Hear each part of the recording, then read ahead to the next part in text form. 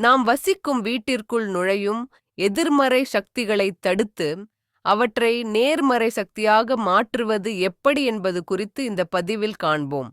உயிர் சக்தியின் எதிர்மறை படிவம் நெகட்டிவ் ஃபார்ம் சாட்சி எனப்படும். அதன் பிடியில் இருந்து விடுபடுவதும் சிக்காமலிருப்பதும் அவசியம். உங்கள் பார்வையில் படுகிற எதிர் வீட்டின் சரிவான படிவரிசை கூட உங்களுக்கு கெடுதல் செய்யும். அதுதான் சாட்சி ஏற்படுத்துகிற விளைவு. உங்கள் வீட்டுக் கதவருகே ஒருபோதும் அது இருக்கக்கூடாது.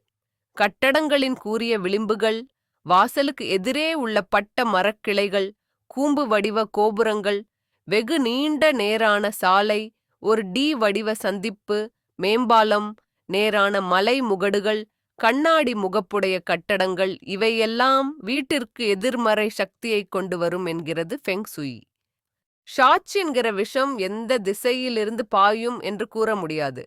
சாட்சியை நீக்க ஸ்படிகம் பயன்படுத்தலாம். அறையின் ஒவ்வொரு மூலையிலும் செடிகள் வைத்து சாட்சியை சிதறடித்து விட முடியும். ஆனால் அந்த செடியின் இலைகள் கூர்மையானதாக நீண்டதாக இருக்கக்கூடாது.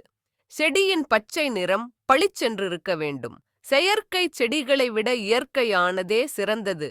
செடிகள் ஆரோக்கியமாக அடர்த்தியாக இருக்க வேண்டும். இலைகள் வாழை இலை போல் விளிம்புகளை கொண்டிருக்க வேண்டும். தடுப்பு தட்டிகளும் ஸ்கிரீன் சாட்சியை தடுத்து நல்ல சக்தியாக மாற்றும். திரைகளையும் பயன்படுத்தலாம், ஆனால் அவை திக்காக இருக்க வேண்டும். அத்துடன் குறிப்பிட்ட மூளைக்குரிய நிறத்துடன் பொருந்துகிற நிறமுடையதாய் இருக்க வேண்டும். சாட்சி தெற்கிலிருந்து வருவதாக வைத்துக்கொண்டால் சிவப்பு நிறத்தை பயன்படுத்தும்படி இருக்கும். வடக்கு என்றால் கருநீலம், கிழக்கு என்றால் பச்சை, மேற்கு என்றால் வெள்ளை.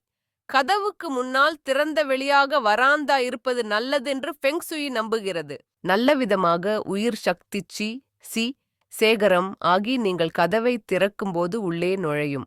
ஒரு குறுகிய இடத்தின் வெளியே வீட்டுக்குள் நுழைவது அல்லது ஒரு தாழ்வாரத்தின் வழியே வீட்டுக்குள் நுழைவது மோசமான ஃபெங் சுயி ஆகும். பிரதான வாயில்களுக்கு அருகிலேயே கழிப்பறை இருப்பதும் கெடுதல். அபார்ட்மெண்டிற்கு பகலிலும் இரவிலும் விளக்குகள் மூலம் செயற்கை வெளிச்சம் உண்டாக்கிக் கொள்வது மிகவும் நல்லது. வீட்டு மனை ஃபெங் சுயிக்கு மாறான அமைப்பில் இருந்தால் அங்கே உயிர் சக்தி குறைவாக இருக்கும். இந்த பிரச்சனைகளுக்கு தீர்வாக இயந்திரப் பொறிகள் அமையும் எனலாம். அவற்றை அமைத்துக் கொள்ளும் விதம் குறித்து இனி பார்க்கலாம். நீர்வாழ் உயிரினங்களுக்கான செயற்கை நீர்நிலைகள் ஆக்யூரியம்.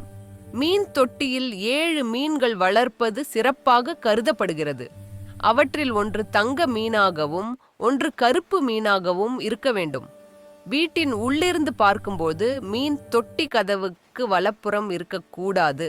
ஆனால் செல்வத்துக்குரிய தென்கிழக்கு பகுதியில் இதனை அமைத்தால் நல்ல அதிர்ஷ்டத்தையும் செல்வத்தையும் தேடித் தரும் என்று நம்பப்படுகிறது. ஃபெங் சுயியின் பயன்களை பெற விளக்குகளை தெற்கு, தென்மேற்கு மற்றும் தென்கிழக்கு பகுதிகளில் பொருத்தலாம். கொக்கு, இது நீண்ட ஆயுளை குறிக்கும். நோயுற்ற முதியவர்கள் வசிக்கும் அறையில் கொக்கு படத்தை தொங்கவிடலாம். இதனால் அவர்கள் நோயிலிருந்து விரைவில் மீண்டெழுவார்கள். யானை, இது விவேகத்தை விஸ்டோம் குறிப்பது. குழந்தைகள் படிக்கும் அறையில் கிழக்கு அல்லது மேற்கு பக்கம் மரத்தால் செய்த யானை ஒன்றை வைக்கலாம். யானையின் அளவு முக்கியமல்ல, ஆனால் அது அறைக்குள் வருபவரின் பார்வையில் படக்கூடியதாக இருக்க வேண்டும். காற்றில் ஒலிக்கும் மணித்தொடர் சின்ம். இவற்றை காற்று வீசும் இடத்தில் தொங்கவிட்டு பகலில் ஒலிக்கச் செய்தால் போதும். இரவில் அந்த ஓசை தேவையில்லை என்பதால் ஜன்னலை மூடிவிடலாம். பாகுவா கண்ணாடியை பிரதான வாயிலுக்கு மேலாக பயன்படுத்த வேண்டும். விண்ணக விலங்குகள், சீரியல் விலங்குகள், புலி, ஆமை, பாம்புகளுடன் தீ கக்கும் விலங்கு, டிராகன், பீனிக்ஸ் பறவை ஆகியவை விண்ணகம் சார்ந்த விலங்குகளாக கருதப்படுகிறது. இவை மரத்தில் செய்யப்பட்டு பின்பக்கம் ஸ்டிக்கருடன் இருக்கும். வீட்டில் குறிப்பிட்ட பகுதியை ஊக்குவிக்க இந்த குறியீடுகளை பயன்படுத்தலாம். ஸ்படிகத்தை வீட்டின் தென்மேற்கு பகுதியில் அமைதியும் மகிழ்ச்சியும் நிலவ தொங்கவிடலாம். பிரமிடுகள். பிரமிடு அபார சக்தி பொருந்திய கருவி. சக்தியை வெளியிடுவதில் பிரமிடின் கூர்முனை பகுதி யாங் சக்தியையும் அதன் அடிப்பகுதி யின் சக்தியையும் வெளியிடும்.